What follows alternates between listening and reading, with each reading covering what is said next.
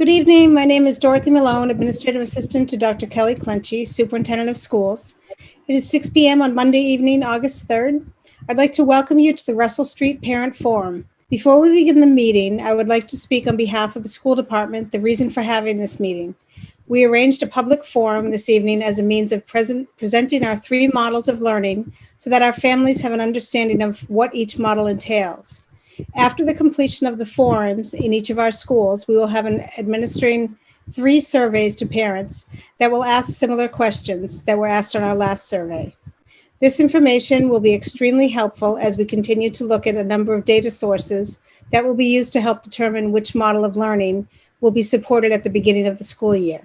All school-based task forces have been creative in coming up with safe solutions to be able to educate all students for the 2021 academic school year. We truly appreciate the tremendous efforts of the educators, parents, and administrators that are members of these task forces. Please note that we will not be using the chat function during this meeting. However, we will give some time to answer questions with the raise your hand function that's available on your Zoom. If you called in by phone, use the that's *9, which will also activate the raise your hand function. I will call upon the raised hands one at a time. Once called upon, participants should unmute, say your name, and ask your question. After speaking, please return to your microphone back to your muted position.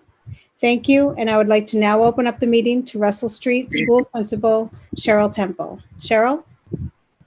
Thank you, Dorothy, and thank you all the participants for coming out tonight. I hope we're able to answer your questions as we present our plans for tonight.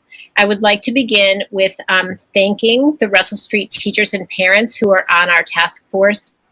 I'd like to specifically thank Andrea Romano, Assistant Principal at Russell Street, Jess Schofel, 3rd grade teacher at Russell Street, Rachel Weiland, 4th grade teacher, Melissa Davis, 5th grade teacher, and our parent representatives who have spent many hours working on these plans with us, Alana Clemens, Adrian Nash, Ashley Jodka, Kelly Ricard, and Liz Parkinson. My plan for tonight is to explain to you our full in-person plan, our remote plan, and also our hybrid plan. Please keep in mind as we go through these presentations that these are drafts.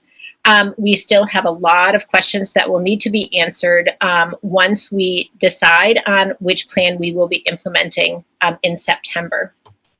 So again, I'm going to, the most difficult part of the night right now for me is I'm going to try to share my screen and I will get started. So give me 1 second.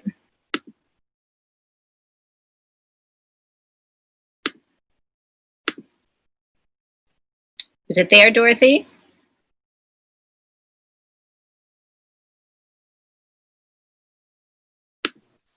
No, Cheryl, we cannot see it yet. Oh, let's see. Coming up now. There you go. Now it's on the screen. Got it. Perfect. So our first plan, our full in-person return plan, incorporates all of the safety protocols that were given to us as guidelines by the Department of Education.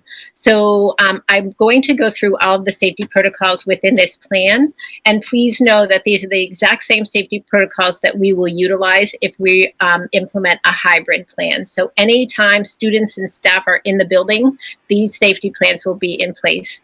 So in a full return plan and in a hybrid model, our arrival, students would arrive at school in the morning and we would enter the building from different locations. 3rd grade would enter at the far end directly into the 3rd grade hallway. 4th grade will enter in the main doors and 5th grade will enter in the gym doors. We will have a mask check at each one of those entrance points. We would also, this allows for a staggered entrance as students get to school in cars or in buses. This allows for a staggered entrance throughout the building. In the event that we had a large amount of students arriving at one time, we would clearly have the supervisor at each door have students wait outside and let them in a few at a time. Students would be expected to go to their lockers, again in a staggered way, put their materials in and go directly to the classroom. At that time, students will sanitize their hands before entering the classroom. If you have read through any of the DESE guidelines, it questions whether or not lockers are used. Please understand that at the Russell Street School, students store their lunch and their coat and their backpack in their locker, not their materials, and they don't go back and forth to their locker during the day. So it's not the same as a high school model or a middle school model where students go back and forth to lockers each day. It's generally, they go there in the morning, they might go there to get their lunch out, and then they go at the end of the day to pack up. Our classroom setups will all be arranged with the teacher desk in the front of the room and all of the desks facing forward in rows. Russell Street School, all of our classrooms are able to utilize 6 feet distancing guidelines.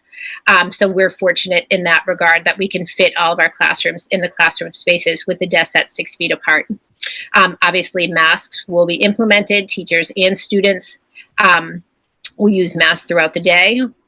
You'll see in our plans that we've built in a mask break in the morning when students have snack. Students would take their mask off, sanitize their hands, eat their snack, dispose of their trash, and then put their mask back on. So that would be a snack break that we generally have at elementary school, but also a break from their mask.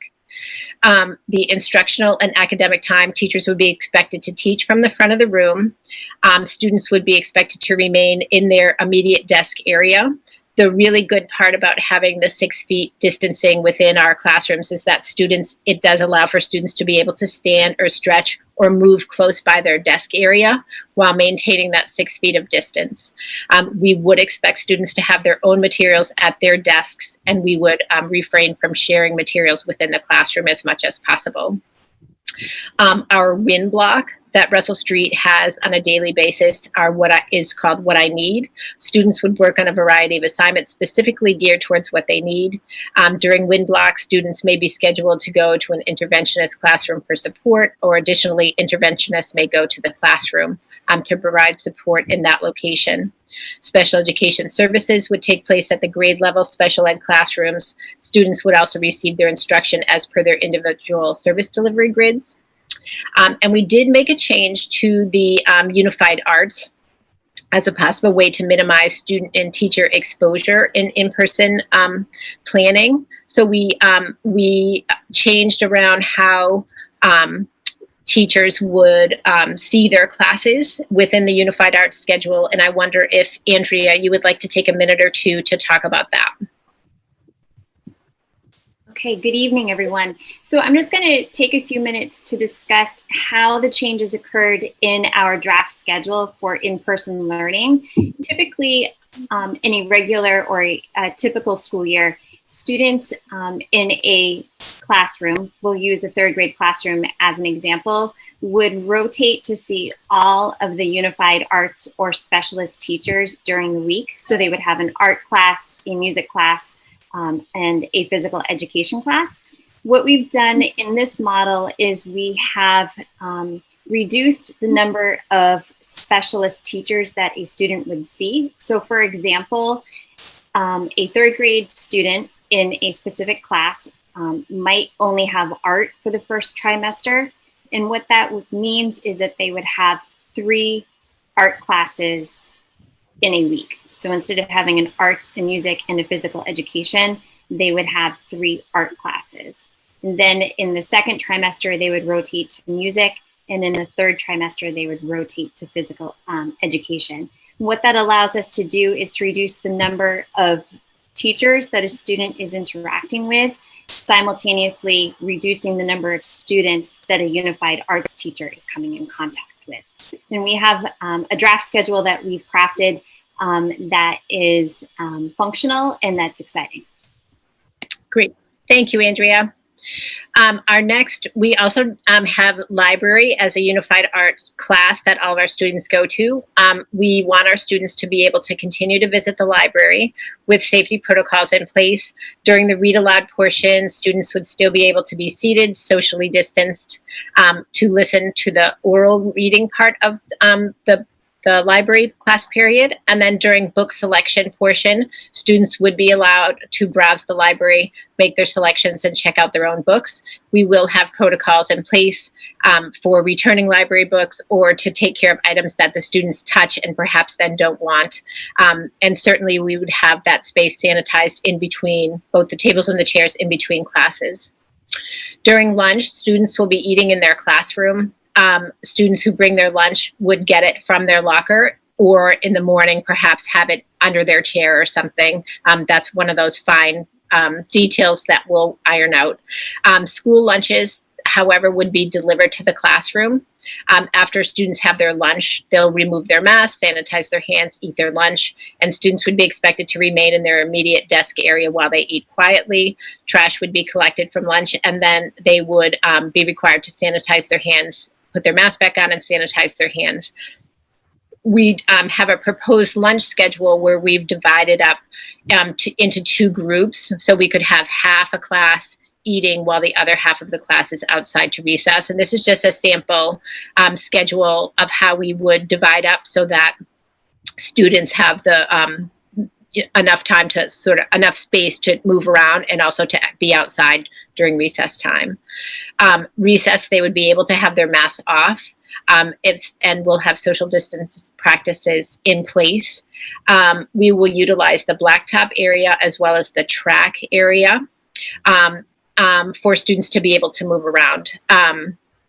Students would be expected to sanitize their hands and put their mask back on before they enter the building. We would have stations for sanitizing outside before students enter back into the building. For the schedules where we see that there are students who are in their classroom for a longer chunk of time after lunch, we would build in a mask break where students are working quietly at their desk, but they're able to remove their mask and stay seated.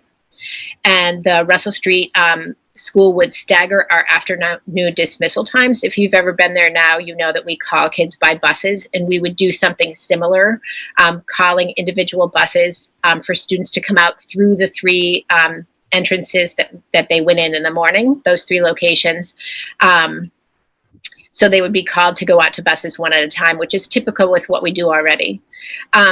In terms of schedules, each grade level will create and maintain a schedule that builds in time for these requirements for mask breaks and hand sanitizing and social distancing. And this is a very typical schedule for the Russell Street School. We just built in time for transition and hand washing and things like that. But academically, this is a typical schedule that you would see. So I'm going through them quickly. You see our academic times and our unified arts times, and then enough time to, with mask breaks built in, and pack up at the end of the day. Included in our safety protocols, we would have an isolation space. The first floor lobby area is what we are considering right now, and that is if any child or teacher is suspected sick with COVID-19, they would go to the isolation space. If we had additional students if more than one student in the isolation space, we could utilize the outdoor space in the front part of our building. Russell Street does also have an outdoor classroom that we would utilize as much as possible. It's there now. So teachers would sign up to use that space. Thanks to our parent helpers on the task force, I figured out restroom protocols. In our building, third grade students have a boys' room and a girls' room in the third grade hallway. The fourth grade, the bathrooms, restrooms for boys and girls that are located in the fourth grade wing are generally shared by the fourth and the fifth grade. We would assign the fourth grade girls' room to only fourth grade girls. The fourth grade boys' room is assigned to fourth and fifth grade boys, and the fifth grade girls would use the bathroom outside of the gymnasium area. We would have signage indicating that maximum capacity for students in each of the restrooms is 2. And so students would, this is very clever, use a sticky note system to be used in each of the restrooms. So if a student is going out to the restroom, they would put their initials on a sticky note, go out to the restroom door where they're assigned. If there's already 2 sticky notes in those locations on the door. They would need to wait in a designated area in the hallway that will be distanced, marked on the floor and appropriately distanced. When a student comes out of the restroom, they will take their sticky note, and then that shows that there's a space open in that restroom. So those are the safety protocols that we put in place for our in-person model. One of the things that we really built our scheduling on when we went from our in-person model to the remote to the hybrid was that we really used safety as our platform for students, staff, and families. We wanted to build in flexibility between our plans, and we really looked carefully at the survey data that parents had presented to us. And many of the things that came out as really things that parents and families were looking for is face-to-face instruction by their classroom teachers. They wanted their children to have schedules that they could follow throughout the days and weeks. They wanted opportunities for their children to work in small groups. And they also wanted flexibility in terms of due dates. And we, as staff, really wanted the social emotional learning aspect of returning to school, even in a remote or a hybrid or an in-person, to be really at the forefront. And so you'll see in the schedules coming up that we have social emotional learning classes built into our schedule, but we've also built in some flexibility to incorporate some social emotional learning, and I'll talk about that coming up. Keep in mind too that with a new school year comes new curriculum, and so which is very different from the spring. And so students will be starting off new in their new grade. So going on to our remote learning plan, these are some areas that we wanted to have addressed. And I don't need to read those all to you, but we wanted to make sure that we could, as we were planning, we wanted to make sure that we could move between these plans and that it wouldn't be confusing if we had to move between these plans, and that we could easily do it as a staff if we had to move between the plans. So in our remote learning plan, we created for each grade level a 5-day schedule that would be used at each grade level. And that's coming up. We wanted each student to be able to receive a printed copy of their 5-day schedule. Each day would begin with a mandatory morning meeting, and it would end with an end of the day meeting. So we know that students are connected to us in the morning and they leave us in the afternoon. We would be using at Russell Street the Google Classroom and Google Suites and Flipgrid. And we would be able to make sure people were familiar with those things before this plan was starting. Our classes, this is the really important aspect. Our classes would be divided into 3 groups, for example, group A, B, and C, for small group sessions with teachers throughout the week. And learning assistants would have specific schedules to participate in full group and in small group meetings. So we have assistants available for our students.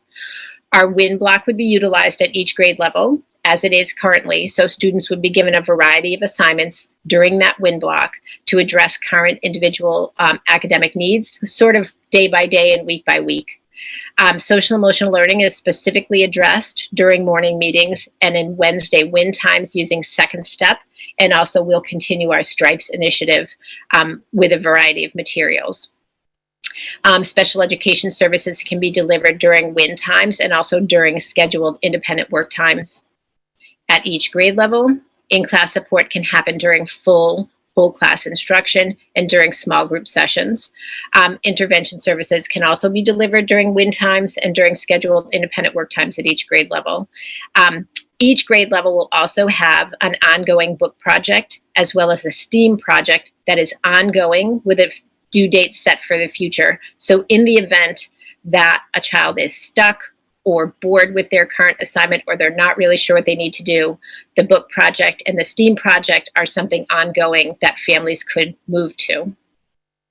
So in our remote schedule, you'll see that I'm just going to use this 3rd grade one as an example. So you'll see that Monday and Tuesday in the remote schedule, let me just hold on one second. I just want to make sure. So one of the things about the remote schedule is that, oh, sorry, let me back up. So in the remote schedule, this is an example of a third grade remote schedule. So you can see that there's whole class instruction. So for example, on Monday, this class would start with a morning meeting. All students would be expected to attend. Attendance would be taken here. And you can see that in math, for example, Monday has a whole class lesson. But if you look at Tuesday and Thursday and Tuesday, Wednesday, and Thursday, that math class is divided into 3 groups. So group A will meet small group with the teacher on Tuesday, and B and C would work independently. Group B will work independently with the teacher on Wednesday, and A and C would work independently. And then on Thursday, Group C would work independently with the teacher, where A and B would be working independently. And you can see that that model works for all of the classes, for writing class, for reading class, science and social studies as well. There's whole class lessons, and then there's 3 days that we move into the independent and small group lessons. The really important thing to consider and keep in mind is during those independent times when students are working, that's where we can build in intervention support. We could build in assistance. We can build in a lunch bunch group or a group with the guidance counselor. There's a lot of possibility when we get into kind of the granular planning in these schedules for what we can do. But you can see that each group, if you go down the schedule by day, there's not a lot of independent work time for an individual student. So if you're in group A, you may have some independent time during the day, but you don't have full blocks of time that you would be working independently. And I think you can see that just by going through the schedule just quickly. You can see that the afternoon after lunch, there's a break, and then the same with reading, and then we end the day with a closing meeting. We really wanted a similar type of schedule for each grade level. So you can see just by looking quickly that the 4th grade schedule looks very similar, and our 5th grade schedule looks very similar, as I make everybody dizzy by scrolling down quickly. But you can just see, just looking quickly, that that model is what we used throughout all 3 grade levels. It will be really important as we go forward with if we were to go forward with a remote model, that everyone takes the responsibilities. And I have lifted this idea from the middle school and the high school, but I think at this point we all have it in our plans. It will be really important for everyone to take care of their responsibilities and know ahead of time what they are. So in any of these models, it'll be really important for the building administrators, for Andrea and myself, to make sure we plan town hall events to prepare students and families for September. I know our teachers are looking forward to any kind of transition activities that we didn't do in the spring to get students ready for school in the fall. Weekend update email communication each Friday, really streamline communication for parents. I know it was an issue that families were getting lots of emails in the spring. And to also, for us as administrators, to check and respond to emails regularly. Educators' responsibilities are to have these live teaching sessions, which will be mandatory during their scheduled block, regular and consistent feedback on work and assignments for students, a clearly defined schedule for assignments and independent work, create opportunities for informal check-ins with students, clear and consistent communication with families, and check and respond to emails regularly as well. We would want students to know that it was expected of them to attend their classes, to have their Chromebook charged and materials ready. Their faces should be shown at all times, or most of the time during their live instruction. Follow teacher expectation for Google Meets, for example, when to mute, when to unmute, when they can use their chat box, etc. And complete their classwork and independent work and short-term projects on time. Also to use their win block and their small group time to ask for help when they need it, and to utilize their littletonps.org email responsibly. Just a side note on that, we generally do not assign a Littleton PS email to students at the Russell Street School, but many parents asked if we could do that because it will help if emails go from the teacher directly to the student. So that is something that we plan to implement if we are remote or hybrid in the fall.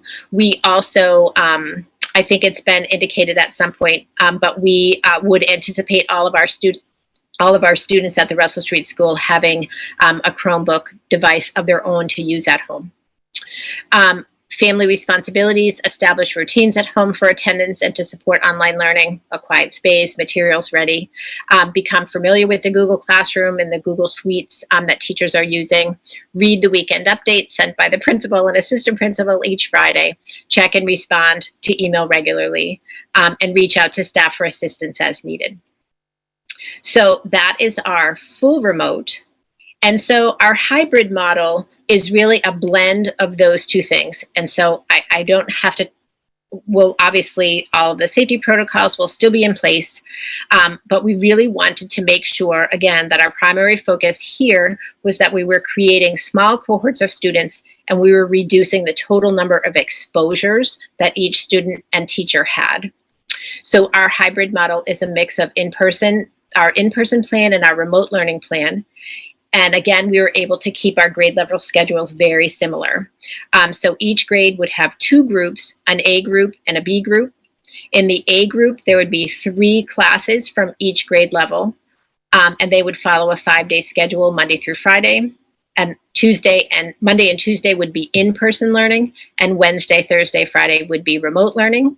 Our group B would be the other 3 teachers.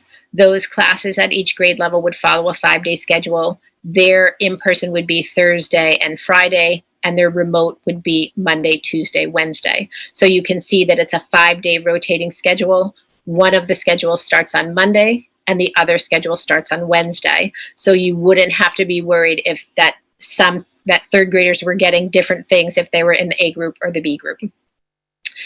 No student or staff would be in the building on Wednesdays, and that would be when the building would be deep cleaned at that time. The building would also be deep cleaned again on Friday evening or Saturday to prepare for Monday's group again. This is a very draft. You can see I put it in large, so I just put this together visually for myself by the left and the right-hand side of the classrooms. Hallways, I mean. This is not necessarily the groupings, but you can see in this model that the way this would work is that in this model here that you're looking at is that in grade 3, for example, Jess Schoeffel would partner up with Anne-Marie Soares, and they would have a learning assistant attached to them as a pair. And that would be the same in 4th grade and 5th grade. Obviously not set in stone, but you get the idea that we would be pairing up a teacher from the A group with a same grade level teacher from the B group. So each teacher in the Monday-Tuesday model will pair up, like I just said. And the important part of this is that they will also share their classrooms. So even though we're anticipating a full class to return to school, they will be set between 2 classrooms. I'm going to use 20 as a just round number. If there were 20 students in Jess Schoeffel's class, for example, she would have, and all 20 of those students came to school, she would have 10 sitting in her room and 10 sitting in her partner classroom, and a learning assistant would be monitoring that room at that time. So on Monday, all of the students in the classes would come. We would divide out 10 seats and 10 seats. So that affords way more than the 6 feet of distance. So imagine all of our classrooms would only be functioning at half capacity, even though there would be 20 desks in that room and 20 desks in the partner room, they would only be using 10 of them. All of the safety protocols would still be followed. So I'm going to go through them quickly. Same with arrival, entering the building, the way the classrooms are set up, masks, mask breaks, our instructional time.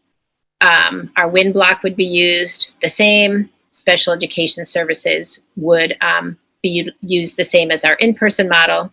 Library. Lunch, the same. We'd be eating in the classroom. Our lunch schedule in this model is to be determined. But again, half the students would eat lunch while the other half were out at recess, so we could utilize those spaces. I don't think I mentioned before, we are unlikely to use the play structures because it would be difficult to clean them in between, so we may not use the structures. Again, restrooms would follow the same model that I explained before. Dismissal and the isolation space, same thing. So here we go. So in the in-person learning models, I'm just going to go to a schedule and show you. Thanks. So again, I'm using Jess Schoeffel as an example. So here you see her Monday and Tuesday are in person. So students would come to school, arrive at school, unpack, and again, 10 students would be in her room and 10 students would be in her partner room on the in-person days. She would do a math. You can see here, for example, a whole group math class would happen on Monday and Tuesday. You see that those small group learning structures are still in place. So for example, here you see small group A will be working with Jess on Wednesday for math, where small group B would be working with her on Thursday and small group C on Friday. So we're still utilizing the whole group lessons and those small groups. So we're still able to, in this case, we're able to really provide the instruction face-to-face on the whole class days that you see here, and then provide a scheduled small group instruction on the days that students are home. Students, again, would have a closing meeting that they would be expected to attend. So on the regular classroom days, they would be in a meeting in the classroom, and then on the remote days, they would attend a classroom meeting at the end of the day. You can see that her partner teacher's class is the opposite. So she begins her week with the remote on Monday, Tuesday, Wednesday, and then has her in-person days on Thursday and Friday. And you can see that this, again, the independent time and the small group work is built in. And that really is key for us to be able to assist in making schedules for families, as well as to have special education services, intervention, and also really the small group that parents were looking for in terms of their children being able to work together. There's a sample fourth grade schedule you can see, and you can see just by looking that fourth grade is very similar to third grade. And if I scroll through quickly without making everyone dizzy, you can see that this is the partner teacher schedule is just the opposite. And again, fifth grade is extremely similar. And so this also helps us. This is a fifth grade schedule, again, Monday, Tuesday in the building, and Wednesday, Thursday, Friday remote. And you can see then the partner class, it's the opposite. The group B. So with this hybrid model, a really important part is that teachers have the flexibility regarding how they deliver in-person instruction, and there's several examples. So a teacher could provide the direct instruction to the students in her room while the other 10 students are working with a learning assistant. And then the teacher and the learning assistant could switch. The learning assistant could then watch the 10 students in the classroom, and the teacher teaches the lesson to the other 10 students. That's one model. We also have the opportunity to have a teacher providing direct instruction to all 20 students at the same time if we utilize the Chromebooks and a Google Meet, or the teacher projects into the smartboard in the classroom. So it will be really important for teachers to be able to monitor and be equitable regarding how students receive the same amount of kind of direct face time with the teacher. But it may be that the teacher decides to teach to the kids sitting in front of her Monday and Tuesday of this week, and then switch to the students in the following classroom the following week. But there's a lot of opportunity here to kind of go back and forth. The 3 remote learning days, the students will follow their individual schedules, and students will be expected to start their day and end their day in class meetings. We have a variety of full class meeting time, like I showed you, small group meeting time, and independent work time, and scheduled breaks as per their schedule. We don't want students sitting at their computers all day, so there is like scheduled lunch and break time within their schedule, and they are expected to end their day in a class meeting. This is very important and was one of the questions that a lot of families reached out to ask me ahead of time, and want to answer it here. We do realize that some families will opt to have their child or their children learn from home in a remote model, even if a hybrid model is selected for the fall. This hybrid model that we designed allows for students to choose to learn from home. If families select that, they would be able to have real-time instruction from their teachers using with either help from their classmate or help from their teacher, utilizing the Chromebooks and the Google Meetings. So we really tried hard to build that into our schedule, knowing that there are going to be extenuating circumstances that students need to be instructed from home, regardless of the model. Again, it will be important for everyone to take responsibility and ownership of all of these models, whatever we pick. So again, we have the responsibilities for administrators, educators, students, and families. And I think they're the same as they were in the hybrid plan. So that I'm going to stop sharing. That is the end of, I did a good job. I was planning on 6:30 and I just went over by a little bit. Great job, Cheryl. Oh, thanks. So let's see. I'm back. So, so at this point in the presentation, we have opportunity for questions. I do want to answer a couple of the questions that were sent to me in advance, and then Dorothy will help me to take new questions. So a couple of the questions that were sent in advance, I just want to make sure I answer. Parents wanted to know what the timeline was. I think Dorothy answered that in her opening remarks, but our forum obviously is tonight, middle school is tomorrow, and high school is Wednesday, and then a survey will go out after that. Where that may put us into next week, which is the week of the 10th, to make a decision in terms of which plan the district is selecting. I had a question about what our protocol would be if a student or a staff member tested positive. We will work directly with our Department of Health to establish protocols for all of our schools.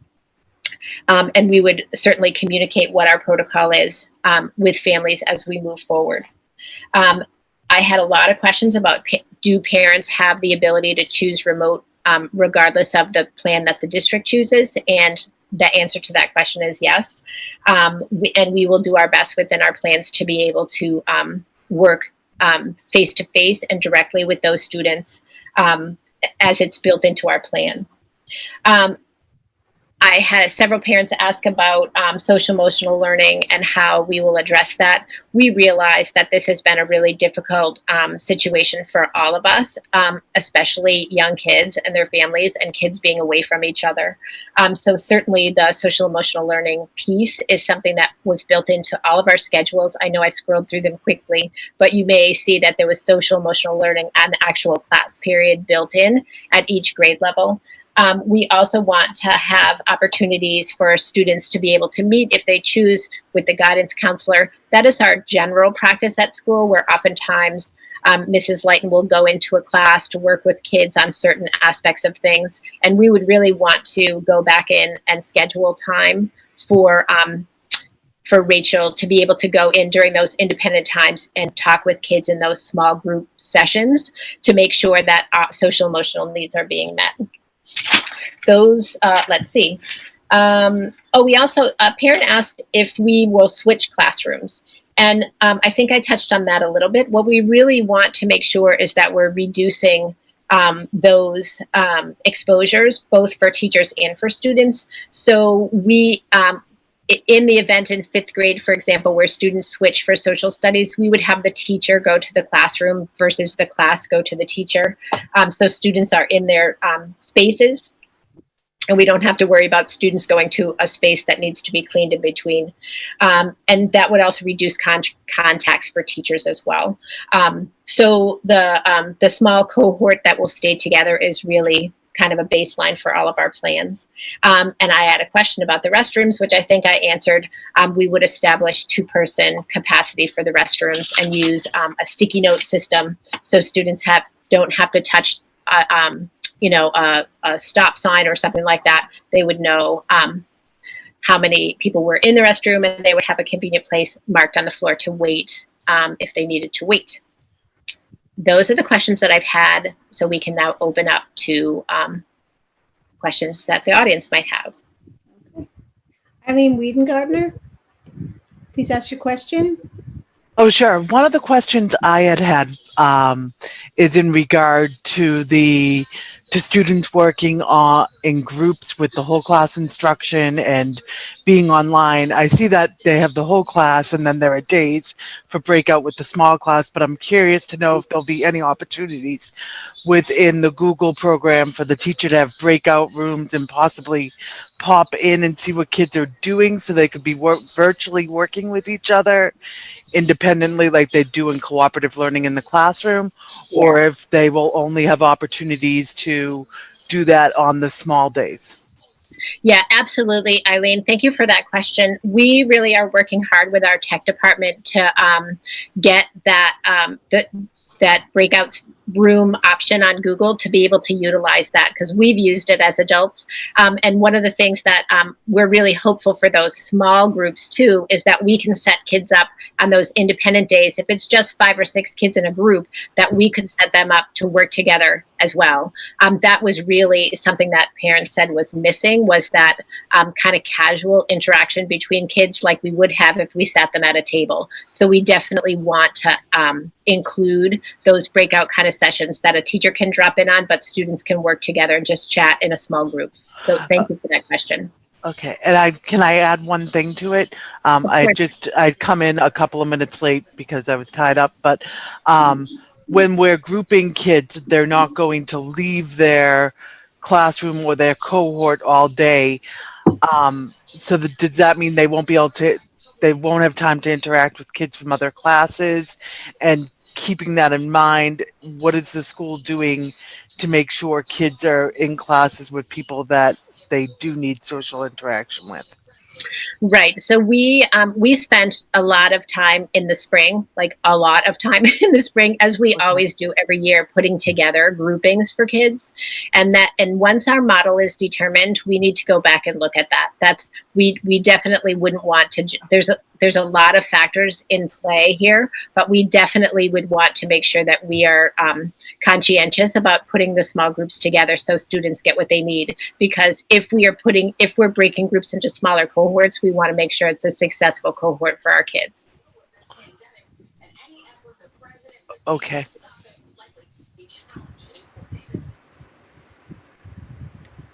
Jen Raltz, can I ask your question, please? Hello, can you hear me? A little Yes. louder? Yeah, okay. Great. Just wanted to start thanking everyone for all the work you've done in this. We can tell it's been very thoughtful and we appreciate that. My question is with regards to tech support, and this isn't specific to Russell Street, but we noticed with both of our kids last year that there were a lot of tech issues, both on the teacher side and on kids side. And, oftentimes maybe 20 minutes of an hour might be spent trying to find, for one kid, maybe not even my own, trying to help them connect. Has there been any thought to having some kind of central tech support where a teacher could refer to someone other than taking away from the classroom learning time? Absolutely. So one of the things that our tech department is working really hard right now. We have a small tech department, but they are mighty. So they have been working really hard throughout the remote learning time in the spring and throughout the summer to make sure that we have good plans in place so things like that don't happen going forward. And a lot of the planning with our time that we have left, once a plan is selected, is professional development around the tech, and really how we would utilize our tech people to help us in those kinds of instances. But yes, it's absolutely something that we want to make as seamless as possible. And at the district level, we'll be doing PD with teachers to make sure that they're very familiar with what they're utilizing, and then also sharing that information out to families so how to help at home as well, and how to use the systems that we're using, the platforms. Great. I have 2 other quick questions if possible. Sure. My second one is, I'm sorry if I missed this. Have you decided in a hybrid model how you're picking the AB? Will it be a district-wide by alphabet so that if we have kids at different schools, they'll be on the same schedule, or has that not been decided yet? Yeah, it hasn't been this well.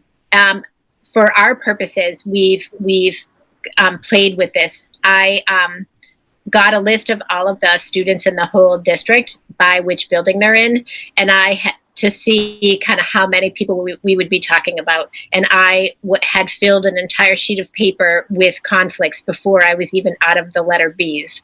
So really what we would be looking at is prioritizing within the building first. So, to have siblings together, if we have a third grader and a fifth grader in Russell Street, we certainly want siblings to come to school on the same day. So we would be figuring out those groupings. That would be our first priority. In separate, same family members, same family, but different buildings would be our next priority. And then we do have requests already for so caregiving kinds of situations, and that we would try to fit that into, but there would be no guarantees. So certainly for any of it, but certainly our first priority would be siblings within the same building. Okay, great. And my last one's hopefully quick and easy. In the past, teachers often had to put things like hand sanitizer and sanitizing wipes on our school lists. Will there be plenty of that supplied, or do we need to start as parents looking for that to help stock up now? The district is, we have systems in place for how many things we have to buy, and the district knows, in terms of masks and things that the district needs to get. So we're on that. I wouldn't hesitate to certainly buy things for your own child, but the district will have the supplies that we need in place in the buildings to start. Great. Thank you so much. I appreciate it. Thank you.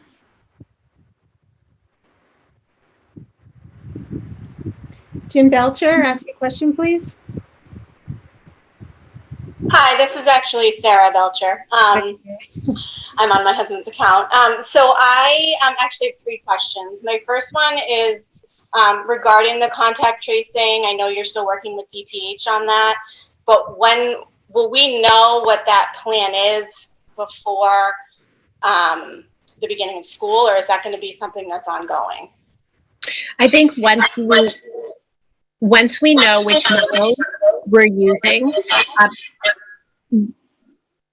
once we know which model the district is using, there's all of these other protocols that we need to go into and put into place. And so that certainly would be high up on the list for a protocol that we would want to establish and share with families. Am I okay, Dorothy? Yes, you're fine. I'm not sure. Okay. Sorry, can you hear me now? Yes, that's Yeah. fine. Okay, thank you. And my second question is in regards to the nurse. I know you mentioned that there might be an isolation area for students or staff that are suspected to have COVID while in the building. What kind of supports are going to be put in place for the school nurse? Because there's only one nurse in the building. Is there going to be like a different area for her to triage the kids coming in? Who's going to stay with the kids who are they're considered to have like strep throat or another illness in the nurse's office? And then who will stay with the kids who are being put into the COVID isolation area? How is that going to be handled? Yeah, that's a great plan. So that's a great question. So we know, according to the DESE guidelines, that that we need to be able to manage both of those things, and it's not the same person. So that's so the nurse needs to be able to manage students that might come into the nurse's office, and then we need coverage for the isolation area as well. And it's not supposed to be the same person. So that while we don't know specifically how we're going to manage that right now, we know that we will follow that guideline, that the nurse will not be going back and forth between the 2 spaces. Okay, and is there a protocol put into place for how she decides if she's suspecting that a child might have COVID or a teacher might have COVID?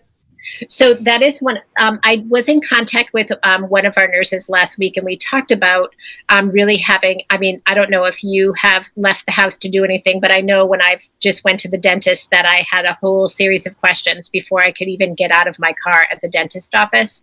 And that type of kind of question and answer protocol will probably be established. So if a student says, I'm not feeling well, if we have a stop stop point at the door before a child comes into any of the entrances that says stop here if you're not feeling well, it makes sense to have that kind of a protocol in place so we know, is this something that is going to the nurse's office or is this somebody that's going to the isolation room? But certainly a child saying in the morning, I don't feel well, before they come into the building, we would be asking the nurse to assist us with that.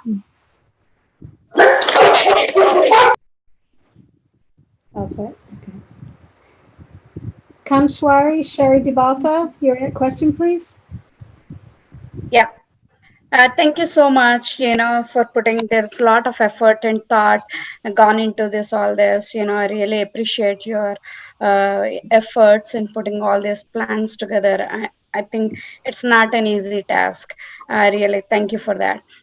My question is, I think the teacher assignment and the students goes to which teacher has not been decided yet. So do you have any idea when we are going to hear about that?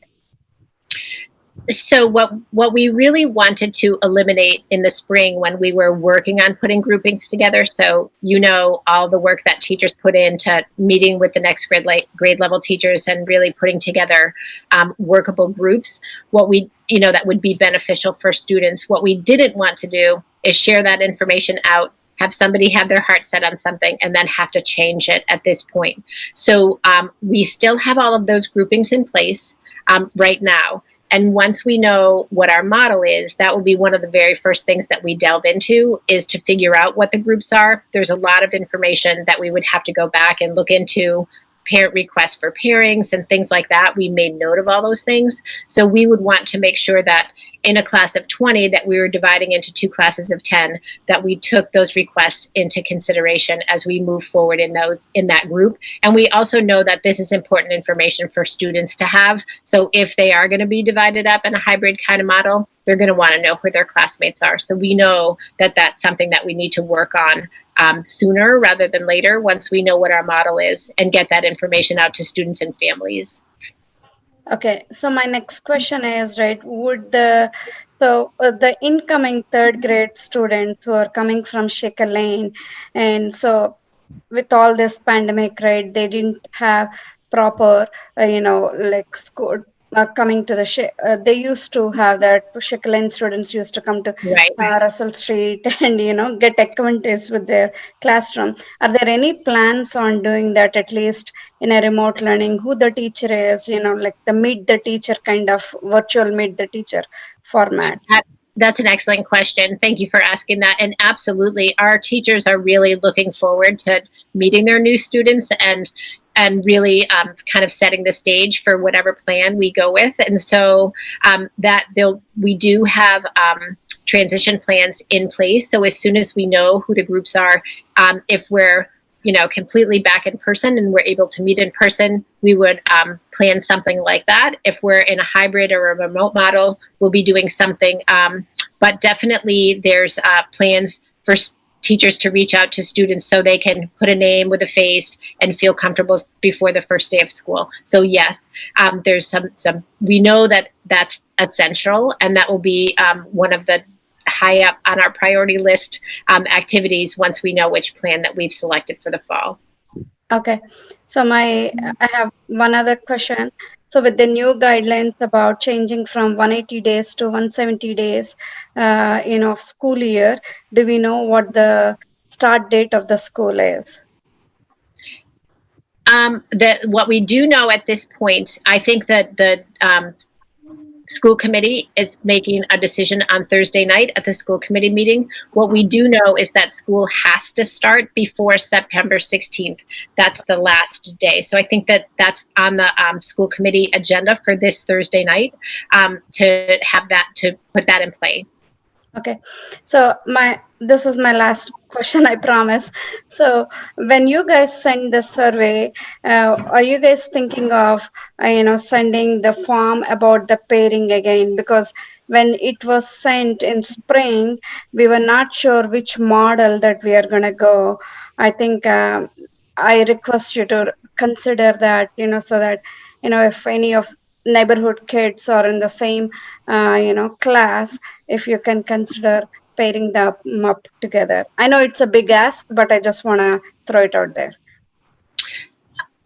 Can you repeat your question? I'm sorry. So when typically, right, you send out the form in spring. Okay, who do you want your child to be paid up? If possible, you're consider that one, right? Now the scenario has different. We may or may not go into the in-person. If it is virtual, right? If you can consider pairing the kids with their, neighborhood or whatever the parents' preferences are, so that it would be helpful for working parents to host those virtual learning sessions. So we will try our best in terms of keeping the groupings together. Like I consider having groups together. And so all of that information that we got in the spring, we would in making our groups. Okay. Thank you so much. And Dorothy, I'm sorry, I don't know what happened to my video. I'm still here. So as long as my voice is going, we're going to go with that. You're back on, Cheryl. You're back. Okay. I can't see myself, but that's okay. Thanks. All right. Now we have a question from Bill Kay. Yes. Thank you for being so well organized. I got 3 quick questions. Sure. The last report card we got, it didn't have a teacher for our child, and I was wondering when we'll find out who the teacher will be for. Sure. Yeah, sure. We decided, I don't know if you heard my answer a couple questions ago. We decided in the spring that we really didn't want to, we have all the information determined, but we didn't want to put that information out in case we had to change it. We were really worried about somebody having their heart set on a certain teacher and then not being able to have that teacher.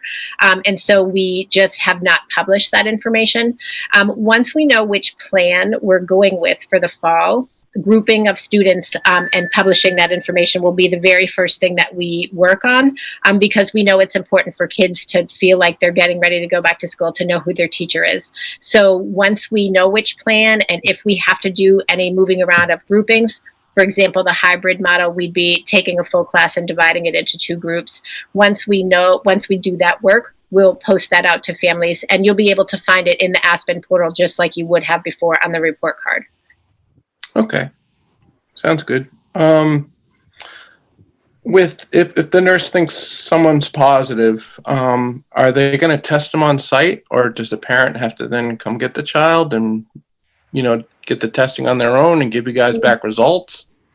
I don't know the answer to that question. We still have to develop a protocol with the local Department of Health and with our nurses around what our protocol will be for those isolation areas. And once we have that protocol figured out, obviously testing will be part of the protocol. We'll share that information out with families so you'll know. Okay. And then is there a deadline set, like a date where you guys will decide on what model you're going to go with?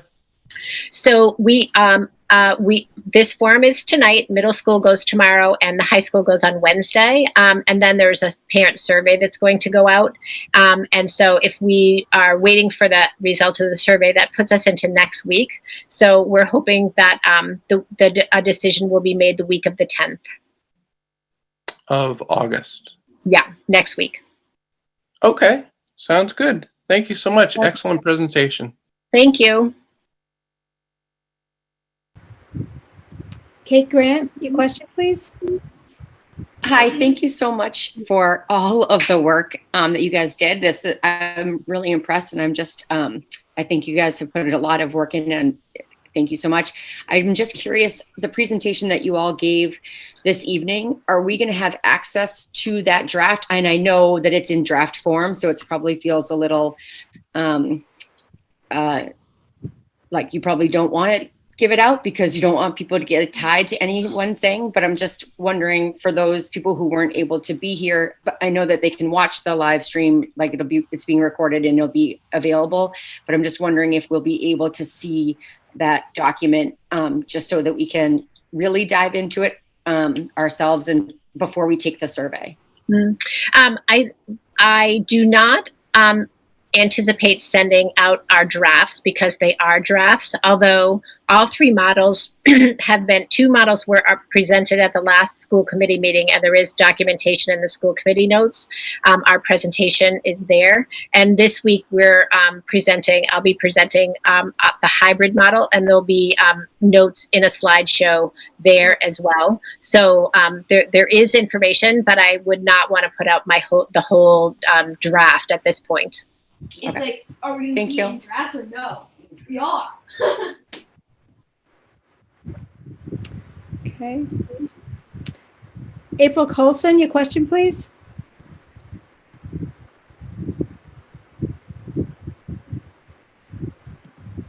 April Colson.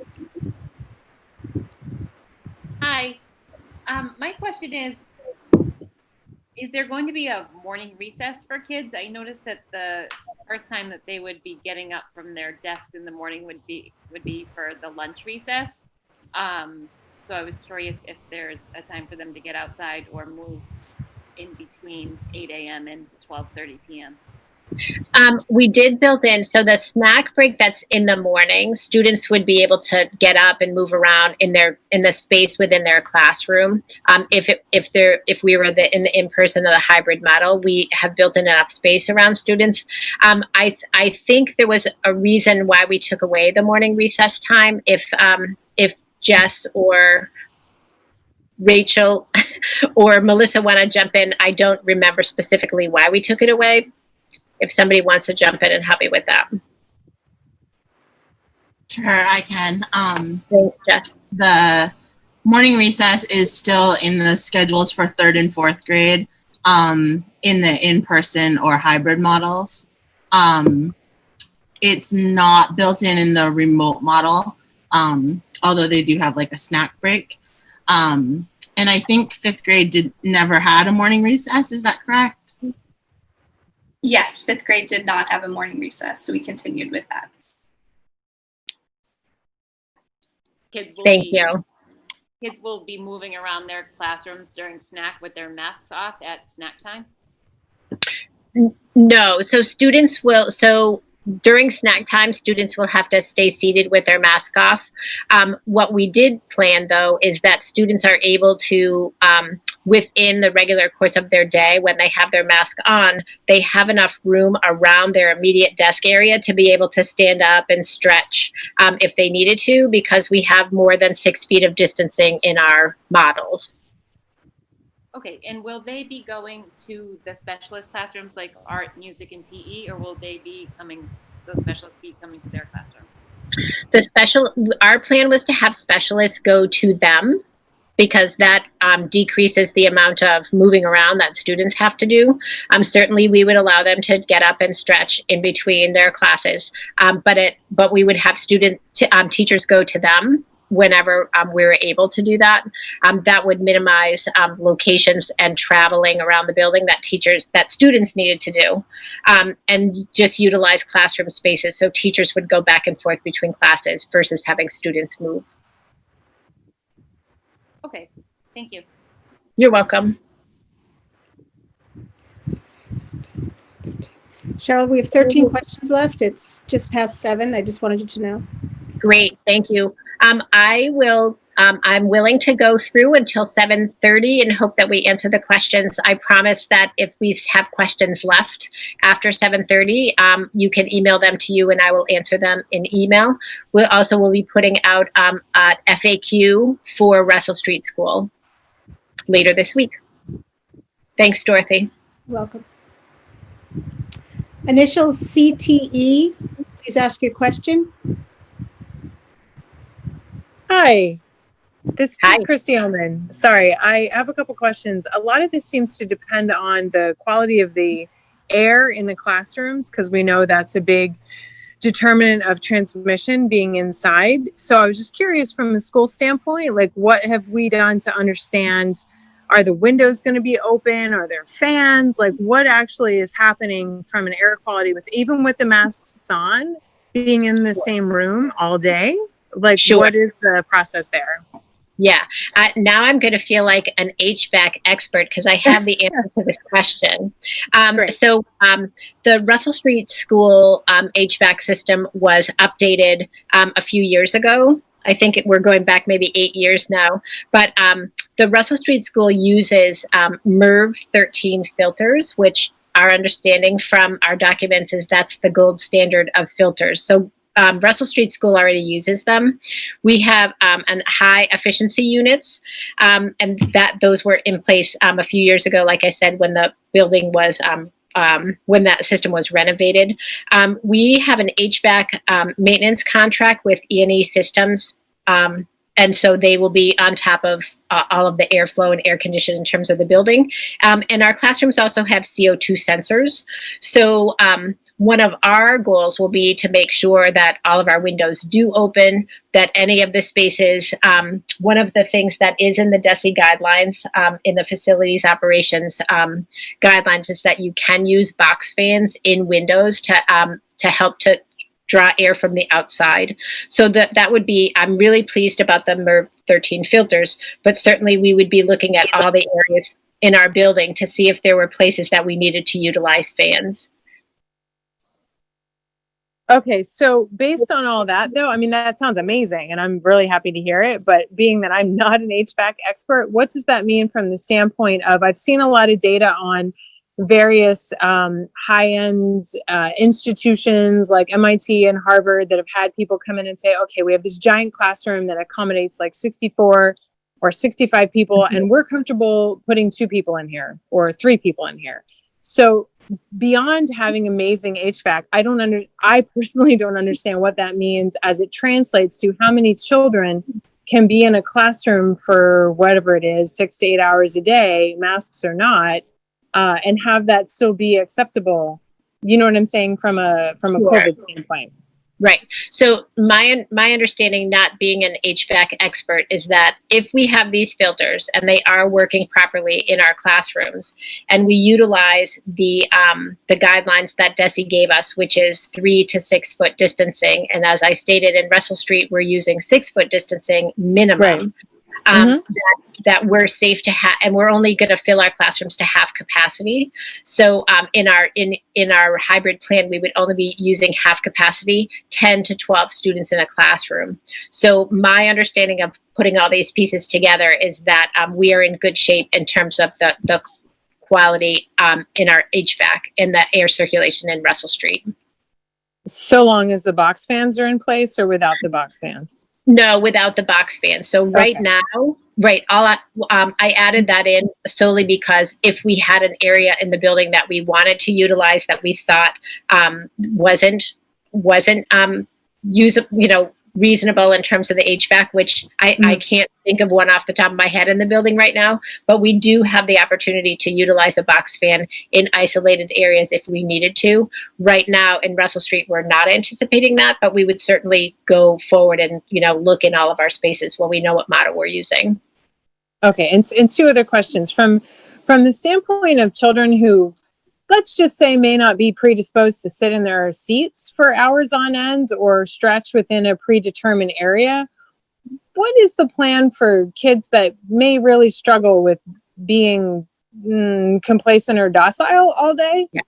Thank you for asking that question. So one of the things that we wanted to put in place at Russell Street currently, or last year, we implemented a chill zone in the lobby area. And kids could, that same child that you're referencing could get a pass from their teacher and come downstairs and kind of hang out in the Chillville area and kind of take that mental or physical break, or use a fidget or whatever.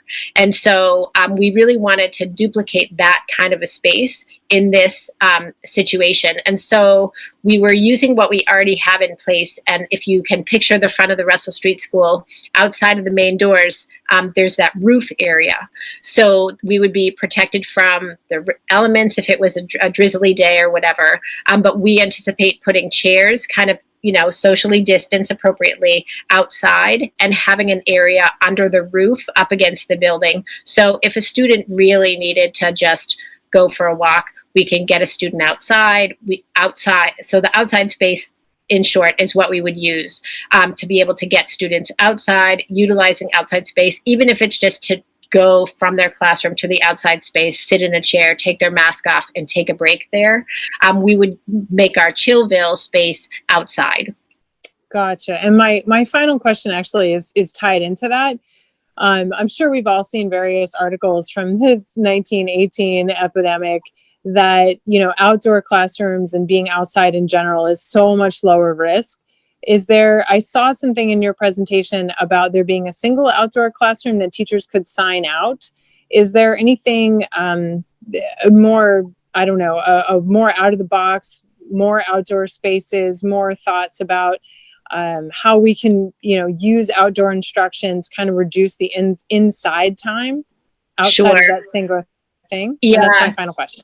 Sure. So we have had a lot, we don't have anything specific in place, but we've had a lot of conversation around putting a canopy maybe by where the flagpole is in front of the Russell Street School and utilizing that small grassy area. We've talked about putting a canopy on the hardtop and bringing chairs out. We've talked about utilizing the bleachers at the turf field to bring a class outside. So we certainly are anticipating getting kids outside as much as possible, certainly at the beginning of the year when the weather tends to be beautiful, and we could utilize those kinds of spaces before it's too cold. Got it. So they're more weather dependent than sort of being. Of course. Okay. Of course. Yeah. All right. Thank you very much. I appreciate it. You're welcome. Melissa Luongo, your question, please. Yes. I just had a question. I know this is probably something you're still considering, but I wanted to know what type of training that you or that the district is going to be providing for teachers to support them and train them on best practices for online learning. And when will that training start? Will there be enough, you know, time before the start of school? Because it sounds like, you know, we could move through, even if we started with an in-person model, we could move through, you know, a hybrid or an all remote throughout the year, depending on the numbers. So, and also, will there be like a space for teachers to have periodic reviews, maybe virtually, of what's working, not working? And that was it.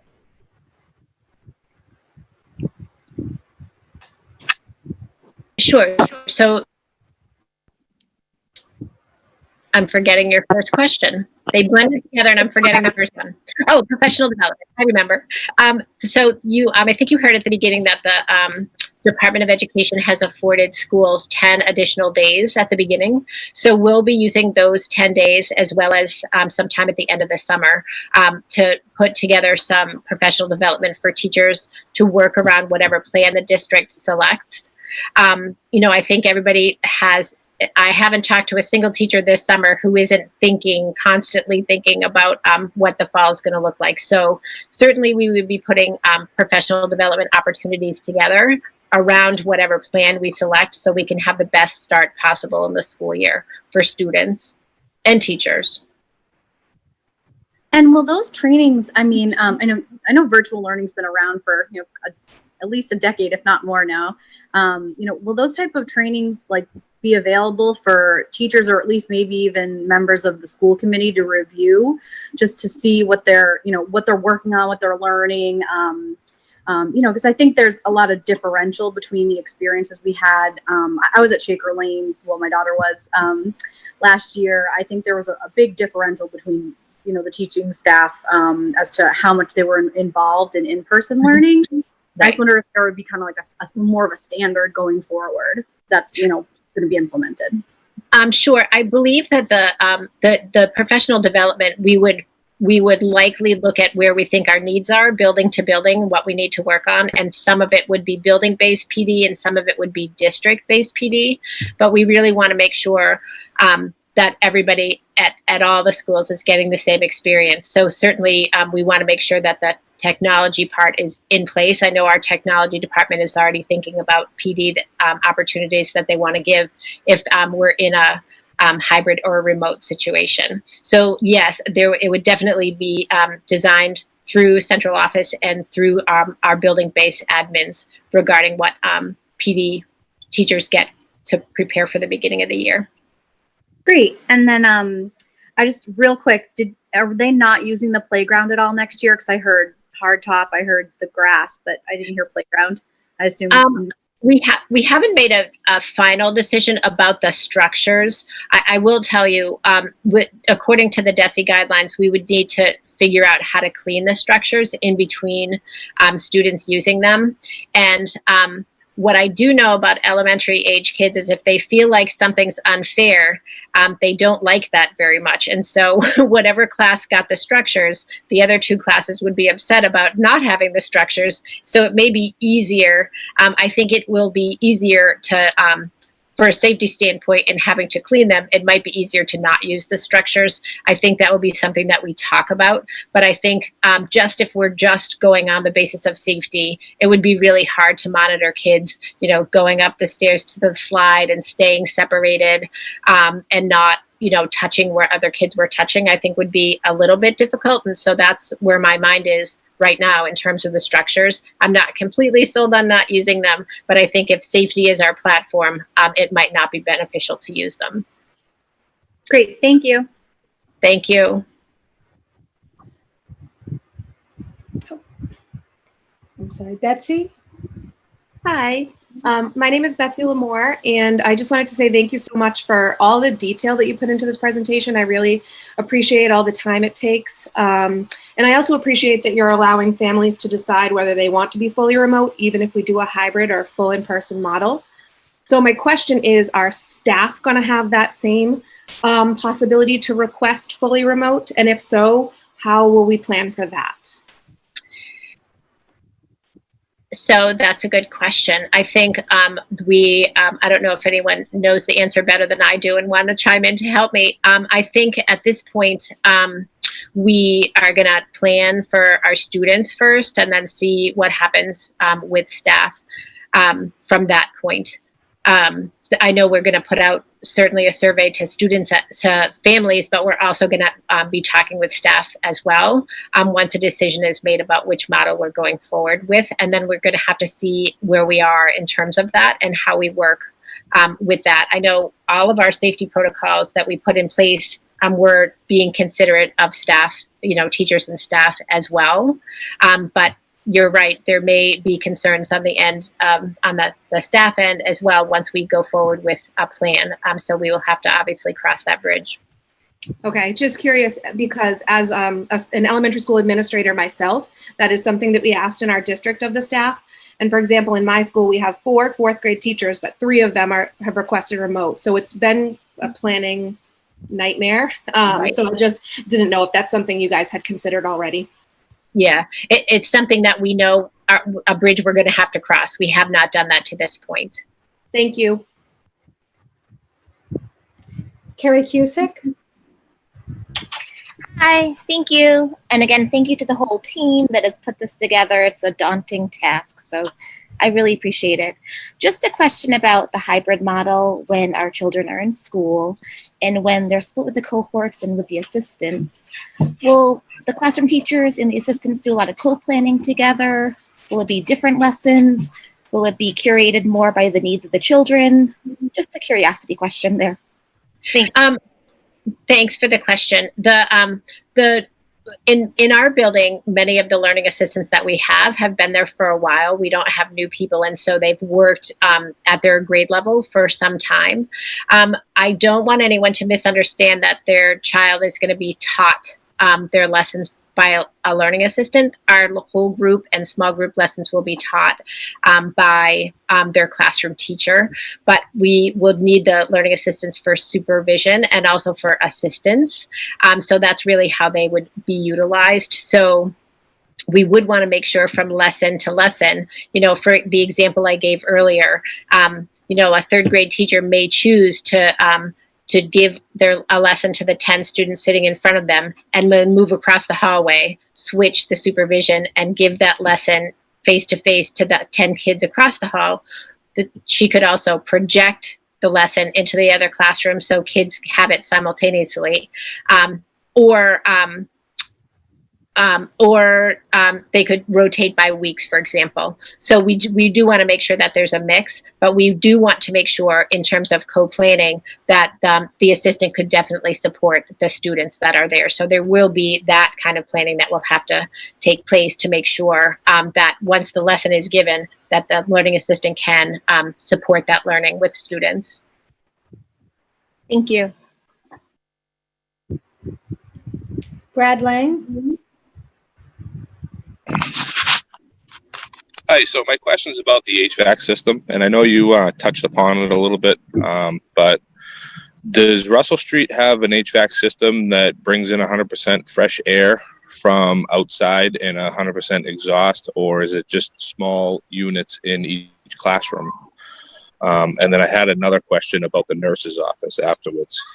I don't know the answer to that question. I can find it out and put it in the FAQ. I don't know. What I do know is that, like I said before, that we use the MERV 13 filters and that it is a high efficiency unit in the building. It was renovated about 8 years ago. And that there are CO2 sensors in the building.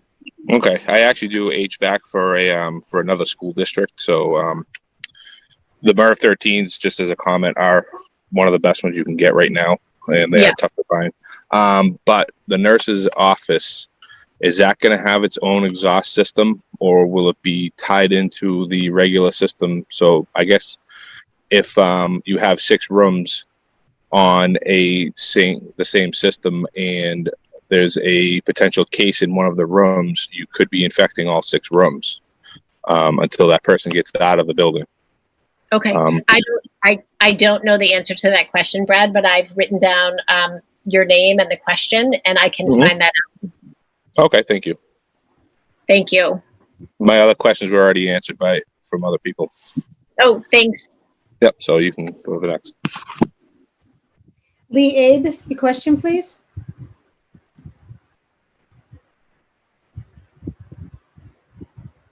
Hi, can you hear me now? Yes.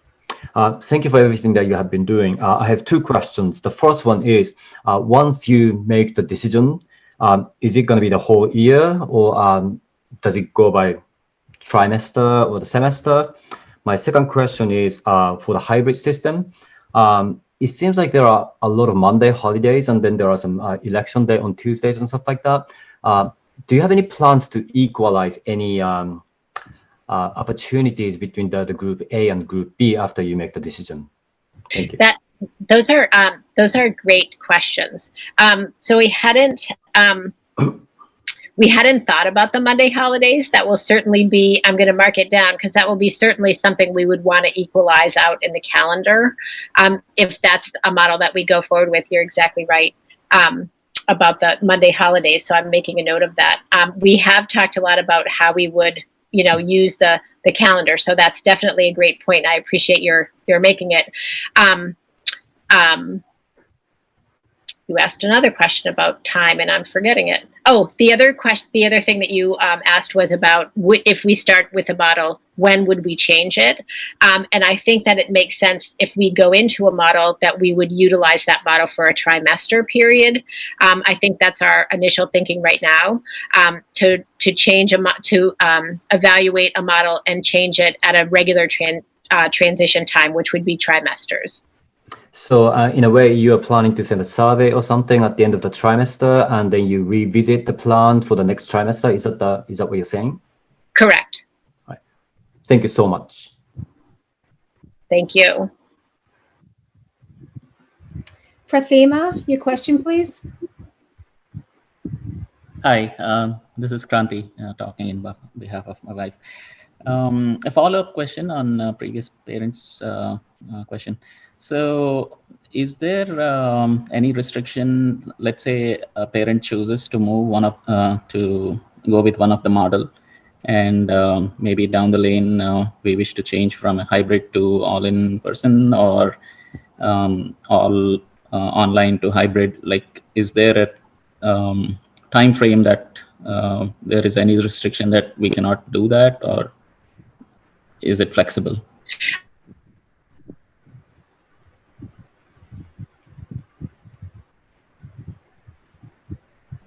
Cheryl's frozen. So at this point, families who are worried about option for remote, if the district chooses in-person or hybrid, is an option for families. Your question? Sorry, it wasn't very clear. So if we choose remote completely at the beginning of the school year, and probably toward 1 month down the lane or 2 months down the lane, if we try to move on to hybrid, is that an option for the parent to choose? Oh, I understand your question. If you choose remote and you want to move back in, we had a little bit of conversation about that today, and I think we would want, it would be pretty challenging for teachers to just be going back and forth, you know, week to week. So I think that we would be using the trimester model. From that as well. So if a family made a decision, we would expect a family to stick with that decision until a regular transition period at the end of the trimester, and then you can make that change. Thank you. And the second question is there any plan to hand out Chromebooks to all the kids? The reason I ask is with the Chromebook with a specific set of apps just suited for the kid of that particular grade, it might be easier for the teachers as staff as well as the parents' kids to just utilize only those set of apps instead of the kid going all around browsing through. Is that a thought of consideration that you have put in? Sure. Yes. Thank you. I'm sorry if I didn't emphasize that at the beginning, and I should have. Littleton has made the commitment to purchase Chromebooks for the Russell Street students and some of the Shaker Lane students. Some Shaker Lane students will get Chromebooks and some will get iPads. But everyone in the elementary, Russell Street 3 to 5, will have their own Chromebook. Those Chromebooks are on order, and we hope will come in, and so we won't have to worry about children having access. They'll get a Chromebook from us. Thank you. Thank you very much. You're welcome. Yeah.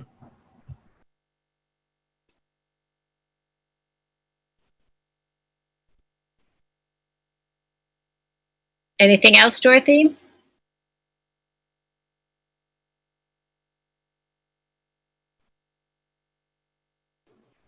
Dorothy, you're muted right now. Oh, thank you. My apologies. Jonathan's on. Hi, thank you so much. It's actually Wendy, Jonathan's wife. First and foremost, thank you guys so much. I think you guys are heroes. I appreciate all the care since March and all the thought that's gone into this plan, which is really an unthinkable challenge. So thank you for all you're doing and the transparency with it. I appreciate the leadership. The two questions I have are specific to safety. One, we recognize that the Department of Ed notes that while masks are quote unquote required, that students who have emotional, behavioral, or medical needs may not be able to wear them. And I was wondering if there was a plan for how to address students that are not able to wear a mask and also keep people, students who potentially have underlying conditions in that same classroom safe. And similarly to that, I'm wondering what your policy is on notifying cohorts or who you'll be notifying should a student present as sick or a presumed positive case. Right. So for both of those questions, once we know which plan we're going with, the students wearing masks will be something that we'll certainly have to deal with on a more granular level. We anticipate students at our grade level would be able to wear masks unless there's a medical condition, and that if we have a student with a medical condition that can't wear a mask, the nurse will have to help with protocols around how we manage that student. We will put an area in place out in front of the building, like I stated a couple questions ago, where students can go if they're just, not able to manage their mask right that minute. They need an extra break. We definitely will have that in place, and we'll have an adult escort the student out to that fresh air area so they could take a break from their masks. So we know that those will be things that we have to build in addition to the regular mask breaks that we've built in throughout the day. It's very hard to wear a mask for the whole day, and we as adults know that, so it will certainly be difficult for kids, and we're aware of that. Once we know which model we're going with, we'll have to work with our nurses and with the Department of Health, our local Department of Health, to put together a protocol for how we manage the suspicion of a positive case. And that protocol, once we have that in place, will communicate with families. But that's something we have not determined at this time. Thank you. You're welcome. We have 1 more minute for questions, Dorothy. Okay. Mary Lindstrom? Hi, so I'm Mary Lindstrom. I work in safety at MIT, where part of my job is assessing HVAC systems and specifically exhaust systems to control contamination. And so I wanted to just speak a little bit about the HVAC, assessments that have been done at the school or plans. So the filters will be good at making sure the air going into the classrooms is clean. But the other important thing is making sure any virus that a student or staff member might be breathing out gets exhausted properly. So has there been any look at what the overall air exchange rates would be in the classrooms or airflow to make sure that air that's being breathed out isn't going, from one student's breathing area into another? I cannot answer that question. I will have to work with the people, with the HVAC maintenance contract. We'll have to go back and look at that. And also we have a person within our district that is HVAC trained. So that's information, once we know we're going back into the school buildings, that we will have to work carefully to figure out all that information. Thank you. Thank you. Heather?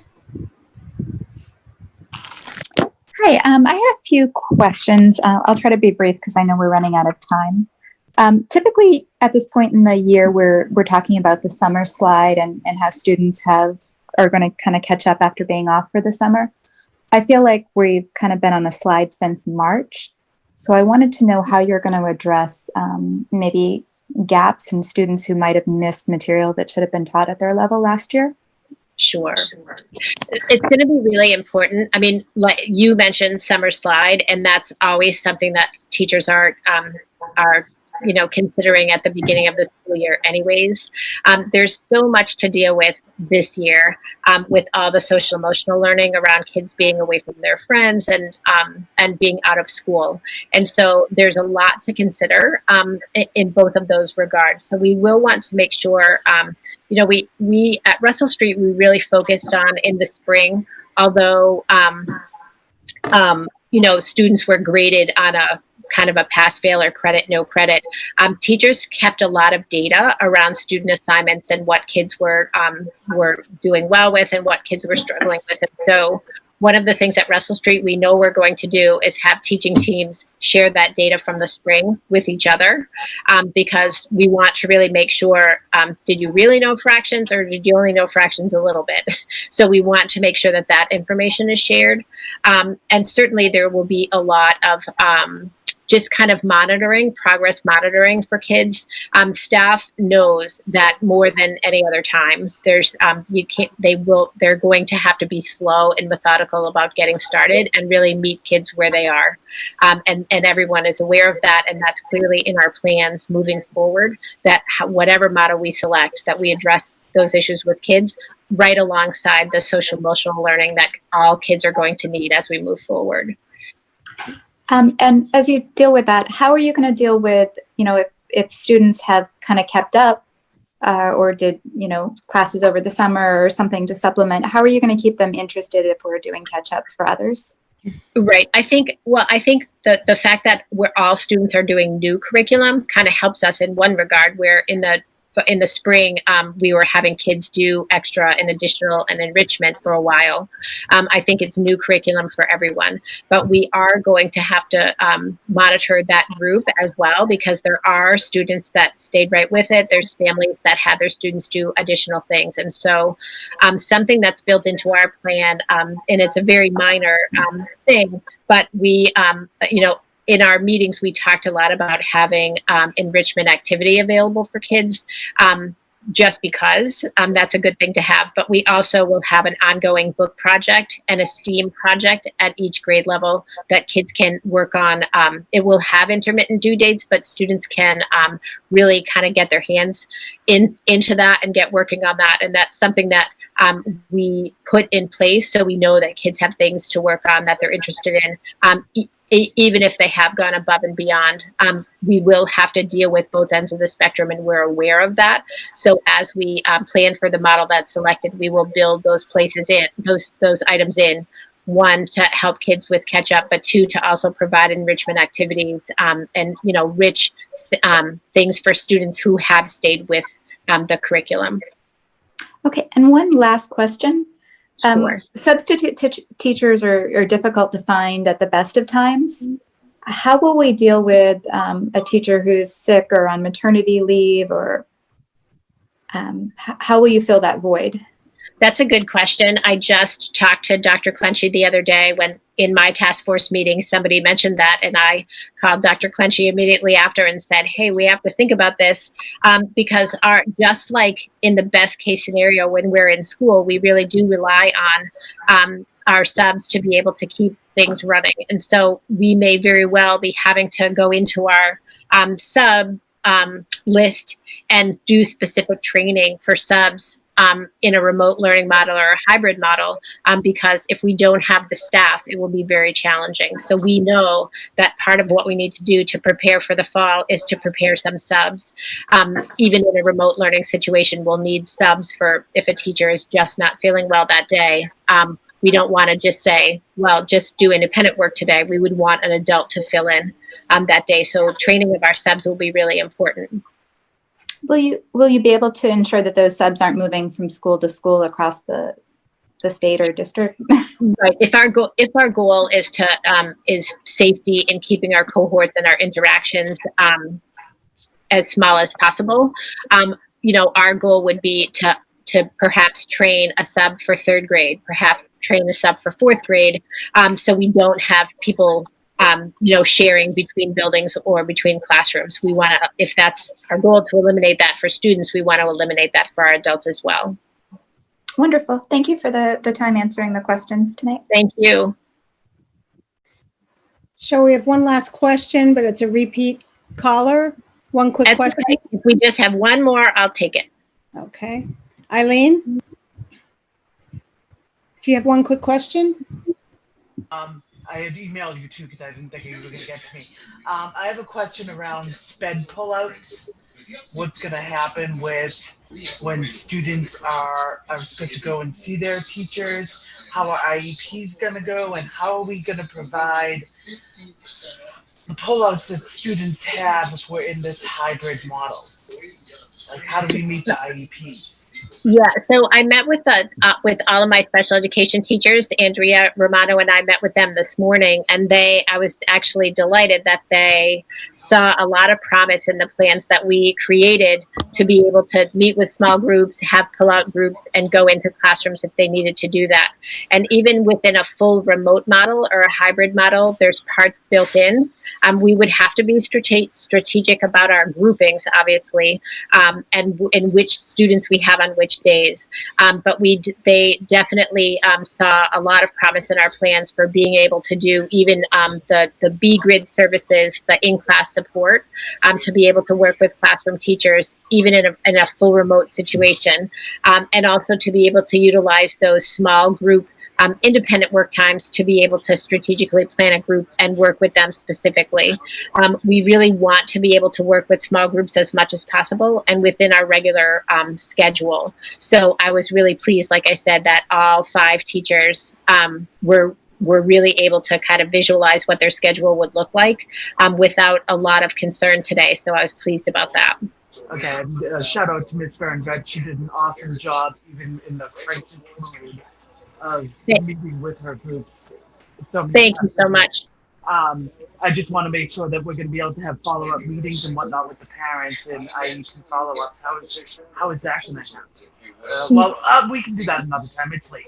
I'll talk to you later. Don't worry about it. Thanks, Eileen. All right, sure. That's all, Cheryl? Great. We got all the questions. So I'll just finish up with letting parents know. Thank you very much for coming. Again, thank you for the members of my task force who hung in here tonight. I appreciate it and all the hard work they've done. I will be working on a FAQ that will be published later on this week. So be looking for that in your email. And thank you, Dorothy, for helping out. You're welcome. Great. Thanks, everyone. Thank you, everyone. Good night. Good night.